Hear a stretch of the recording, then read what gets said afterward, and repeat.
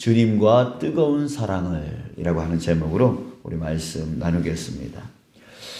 여러분, 사람들에게는 저마다 이루고 싶은 욕구가 있습니다. 성취의 욕구가 있죠. 자, 그 욕구는 우리에게 오르고 싶은 산으로 나아가게 만듭니다. 때로는 재물의 산으로 오르게 만들고, 또 때로는 명예의 산으로 오르게 만듭니다. 그리고 때로는 권력의 산으로 오르게 만들죠. 자, 하지만 오늘 이 시편 122편을 통해서 본 다윗은요, 그런 종류의 산으로 올라가는 거, 그런 거에 관심이 없습니다.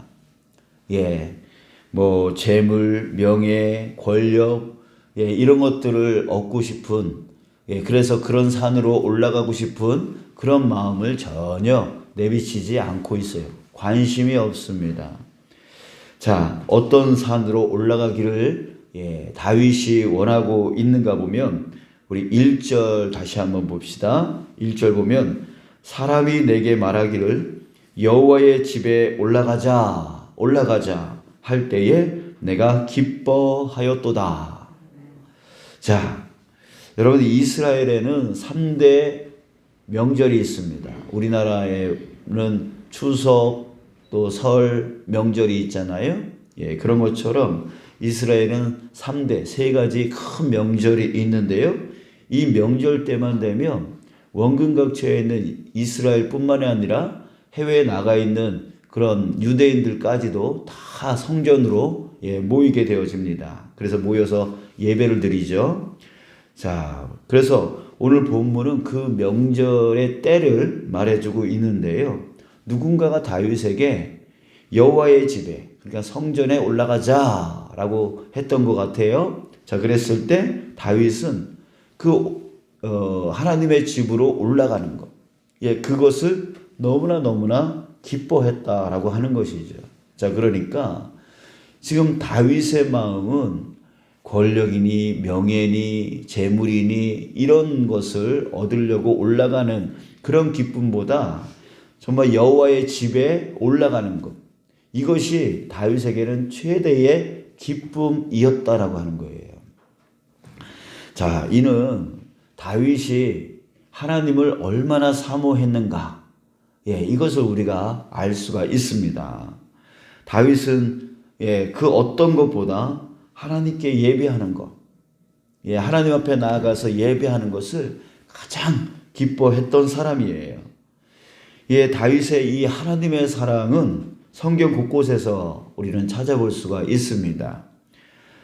적에게 빼앗겼던 그 여호와의 법궤를 다시금 돌아왔을 때, 그 법궤가 다시 돌아왔을 때 다윗은 어떻게 했어요? 자기 옷이 벗겨질 정도로 춤을 추면서 찬양을 했어요. 춤을 추면서 찬양했어요. 근데 그때 부인이었던 미갈이 그 일을 트집잡고 방탕한 자가 염치 없이 자기의 몸을 드러내는 것처럼 신복의 계집종의 눈앞에서 몸을 드러낸다라고 하면서 비난했어요. 자, 그런데 그때 다윗은 뭐라고 그랬냐면, 이는 여호와 앞에서 한 것이다. 사람 앞에서 한 것이 아니야. 여호와 앞에서 한 거야. 하나님이 나를 택해서 나를 여호와의 백성 이스라엘의 주권자로 삼으셨으니 내가 여호와 앞에서 뛰놀리라. 이보다 더 내가 낮아지더라도, 이보다 더 내가 사람들한테 조롱을 당해도 나는 상관없어. 나는 여호와 앞에서 이렇게 하는 거야 라고 하면서 개의치 않았어요. 그 미갈이 누가 비난하고 조롱해도 개의치 않았어요. 나는 하나님 앞에서 하나님을 사랑하니까 당연히 나는 그렇게 하겠다라고 하면서 그렇게 말을 했던 사람이에요. 그래요. 다윗은 정말 이렇게 하나님을 정말로 사랑했던 사람이었습니다. 또 다윗이 사울 왕을 죽일 절호의 기회가 있었잖아요. 그런데 다윗은 사울 왕을 죽이지 않았어요. 자기가 직접 죽이지 않았어요. 왜였을까요? 사울 왕을 죽이기만 하면 자기는 이제 도망 다니지 않아도 되는데, 이제 편안하게 여생을 살아갈 수 있는데, 왜 그 절호의 기회를 놓쳐버렸을까요? 하나님 때문이었어요. 하나님이 기름 부어 세운 자를 자기 손으로 죽일 수 없다는 거예요. 하나님의 주권인데 내가 그 주권을 빼앗을 수 없다라고 하는 거죠. 자, 이 마음 또한 하나님을 사랑하는, 정말 하나님을 진심으로 사랑하는 그 다윗의 마음을 우리는 알 수가 있습니다. 자신의 안위를 위해서 하나님의 그 주권을 빼앗을 수 없던 거죠. 자, 여러분, 다윗은 오늘 시편을 통해서 자신의 하나님에 대한 사랑이 얼마나 큰지를 또 표현하고 있습니다. 6절에 보니까 예루살렘을 위하여 평안을 구하라. 예루살렘을 사랑하는 자는 형통하리로다. 내 성 안에는 평안이 있고 내 궁중에는 형통함이 있을지어다. 내가 내 형제와 친구를 위하여 이제 말하리니 내 가운데 평안이 있을지어다. 여호와 우리 하나님의 집을 위하여 내가 너를 위하여 복을 구하리로다. 어떻게 보면 하나님을 사랑하는 표현 같지가 않아 보입니다. 그러나 여기서 보면 예루살렘을 위하여 하면서 예루살렘에 대한 이야기를 합니다. 자, 여기서 예루살렘은 바로 예루살렘의 성전을 얘기하는 거죠. 하나님의 집을 얘기하는 거죠. 자, 왜 예루살렘 이 성전의 평안을 구하고 있습니까? 그곳에 누가 있기 때문에? 바로 하나님이 계시기 때문에. 그렇죠? 하나님을 사랑하니까 하나님이 거하는 그 집이 평안하기를 원하는 거예요.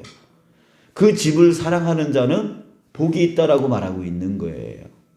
자, 여러분, 다윗은 이렇게 하나님을 정말로 사랑했던 그 사랑의 마음으로 살았던 사람이었습니다.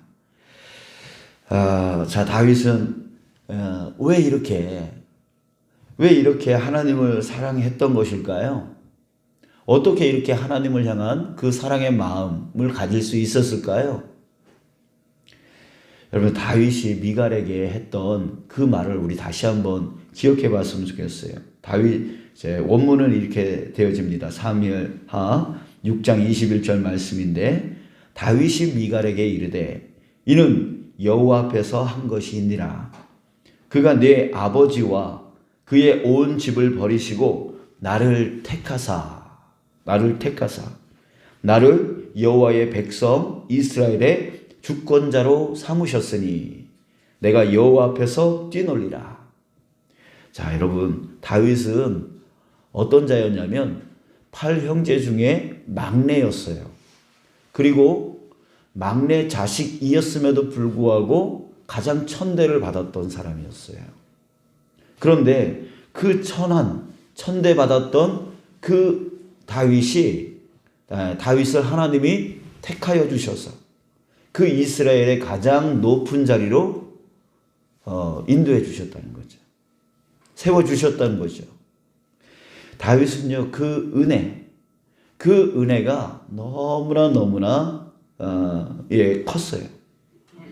그래가지고 그 은혜로 인해서 재물을 사랑하지 않고 명예를 사랑하지 않고 권력을 사랑하지 아니하고 그 누구보다도 자기에게 여기까지 인도해 주신, 자기를 가장 미천한 곳에서 가장 높은 곳으로 세워주신 그 하나님의 은혜로 인하여서 하나님을 제일 사랑하는 그런 사람이 되었던 것입니다. 자, 사랑하는 여러분, 우리는 어떻습니까? 여러분, 우리에게는요, 그 하늘 권세를 포기하고 이 땅에 사람의 모양으로 오신 분이 계십니다. 그렇게 하신 이유는 바로 누구를 위해서? 나를 위해서 그렇게 해 주셨던 것이죠. 그리고 사람으로 오셨을 뿐만 아니라 나의 죄를 다 사해 주시고, 나의 죄를 다 짊어져 주시고 십자가의 그 희생 제물이 되어 주셨어요. 그리고 깊은 죽음 가운데로 나아가시고 다시 부활하셔서 그 부활의 영광의 첫 열매가 되어 주셔서 우리로 하여금 그 영광의 그 다음 열매가 되어지게 해 주셨어요. 우리로 하여금 하나님의 자녀된 그 권세, 그래서 하나님의 나라를 상속받을 수 있는 자가 되어지게 해 주셨어요. 그분이 누구예요? 바로 예수님.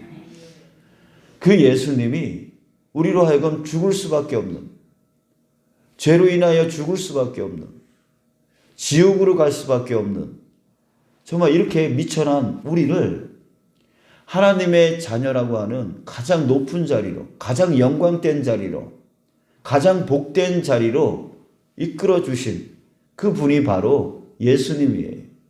지금 저와 여러분들은 바로 그분의 사랑을 받았고, 지금도 받고 있고, 앞으로도 영원히 내가 너희들과 항상 함께 있겠다라고 하면서 그 사랑을 약속해 주셨습니다. 여러분들, 우리가 그런 존재예요.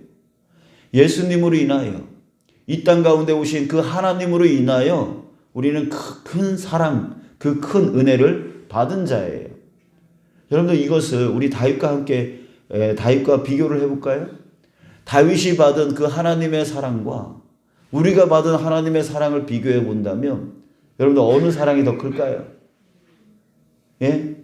다윗은 가장 미천한 자리에서 자기를 가장 높은 자리로 올려주신 그 하나님의 은혜를 깨닫고 평생 하나님을 사랑하면서 그렇게 살았어요. 근데 우리는요, 이 땅에서의 왕이 되어진 것이 아니라 영원한 생명, 영원한 생명의 왕이 되어진 거예요. 하나님이 왕이시니 우리는 뭐예요? 하나님의 자녀 되었으니 우리 뭐예요? 하나님이 왕이에요. 근데 그분이 내 아버지야. 그럼 내가 뭐가 된 거예요? 예. 여기 왕자들, 여기 공주들. 여러분들, 우리 정말 죽을 수밖에 없고 지옥으로 갈 수밖에 없는 이 미천한 인생을 하나님께서 이 땅 가운데 오셔서 나를 대신하여 십자가에 죽으시고 부활하여 주심을 통하여 우리에게 그 하나님의 자녀된 복을 누리게 해 주셨단 말이에요. 여러분들, 그 사랑을 지금 우리가 받았어요. 받고 있어요.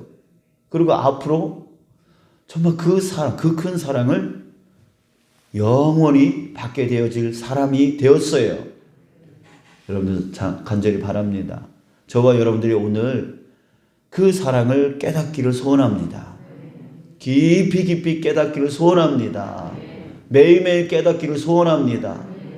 자, 그랬을 때 다윗도 그 큰 은혜로 인하여 평생 하나님을 사모하는 그 삶을 살았는데, 재물보다 권력보다 명예보다 정말 하나님을 사랑하는 것을 제일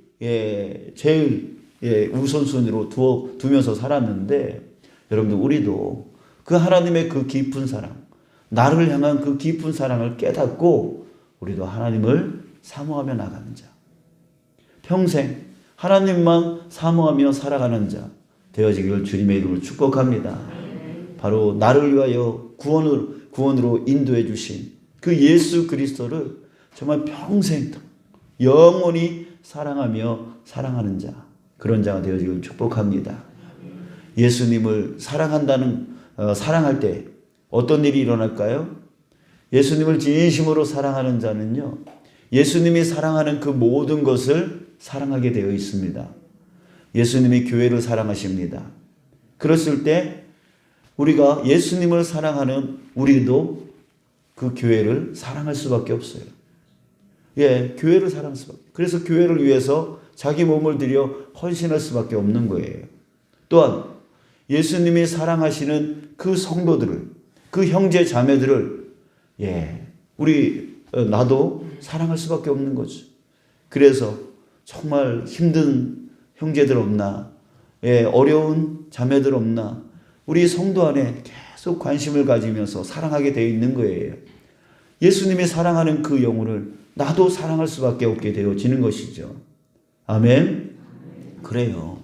예수님을 진심으로 사랑하는 자는 그 교회와 그 성도와 그 이웃과 이 세계, 정말 우리 매일 주일 오후 찬양 예배 때마다 우리 마지막 때 파송의 찬양 뭐 부르고 있어요?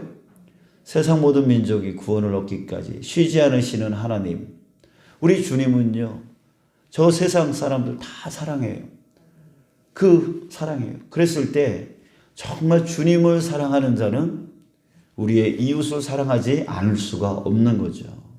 자, 여러분, 저와 여러분들이 정말 오늘 다시 한번 주님이 내게 베풀어 주신 그 은혜를 깊이 다시 한번 깨닫고, 나도 주님을 진심으로 사랑하며 살아갈 수 있는 자. 그래서 주님이 사랑하는 교회와 주님이 사랑하는 성도와 주님이 사랑하는 이 세상을 정말 우리도 사랑하며 섬기며 헌신하며 몸바쳐 살아갈 수 있는 저와 여러분들 되어지길 주님의 이름으로 축복합니다. 아멘.